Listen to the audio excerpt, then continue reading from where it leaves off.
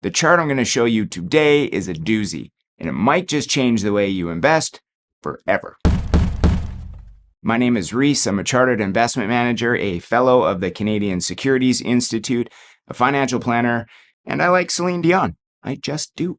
But the point of this video today is to highlight how profoundly wrong our emotional intuition can be.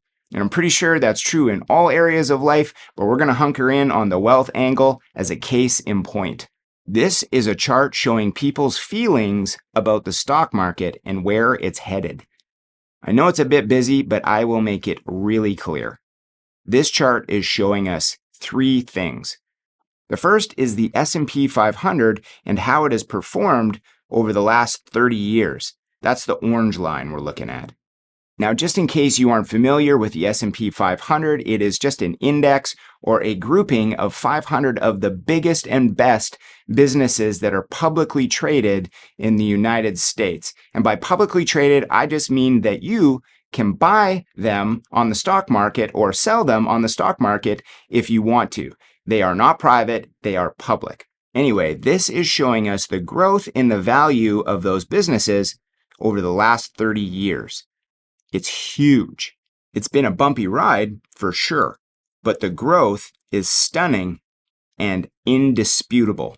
In fact, a $100,000 investment in the S&P 500 in 1993 would have turned into just north of 1.8 million by 2023. Yep. But back to the chart. Blue is showing us the periods of time when people felt more bearish about the future of the stock market. And by bearish, we mean that they expected it to perform poorly. Green is showing us the periods of time when people felt more bullish about the future of the stock market. And by bullish, we mean that they expected it to perform beautifully. So what we have here is a chart showing us the history of people's emotions regarding the future performance of the stock market, how they thought things were going to turn out. And running all the way through this chart is an orange line, defiantly doing its own thing, regardless of how anyone felt about anything. Now, there's lots to chew on here, so I've got a link below in the description for those of you who would like to deep dive this chart. But for the rest of you who just want the Coles Notes, here's the main thing I want to point out. Pretty much everywhere you see the orange line going down, which means the market is dropping, we see a chunk of blue.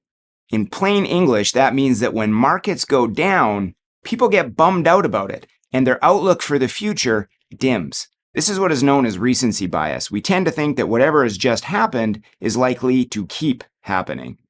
So if markets are going down, then how could they possibly do anything but continue to go down? Or what about this one?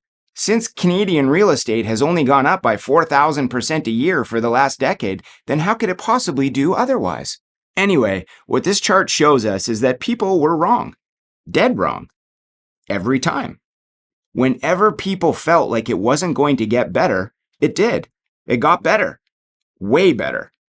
The blue chunks are always followed by an upsurge in the stock market. Just look at the brutal 2008-2009 cliff. That was the infamous financial crisis. Pandemonium in the stock markets. And I remember that really well. That was early on in my career. And it rocked me to the core. It totally changed the way that I advised. It totally shaped me for the better. But anyway, people were not feeling good about the future. Big chunk of blue there. But look at that orange line. It picked itself up off the floor, wiped off the blood, and proceeded to climb its way to mind-blowing heights. You know what those blue chunks really are? They are buying opportunities. See, whenever people get freaked out, they sell. And the prices of some of the world's best businesses just drop. They go on sale. And those in the know just come on in and scoop them up at those wonderfully low prices. You've probably heard of Warren Buffett before, since he's probably the most famous and successful investor of all time. But one of his most famous quotes is that we need to be fearful when others are greedy, and to be greedy only when others are fearful. Basically, if everyone thinks the sky is falling, it is time to go shopping. It is not time to get out of the stock market. It is time to add to your positions. Just look at 2009. What any of us would do to be able to go back there now and to grab a hold of that moment with everything we had. My goodness. But as usual, this is not specific investment advice. Everyone has their own situation, and you should always diversify and have solid cash reserves, etc., etc. The point is to think things through carefully. Do not give in to your emotions. They can be a terrible guide, and they can destroy your ability to grow and preserve your wealth. Just look at that chart. Giving in to the blue has been a bad idea every time.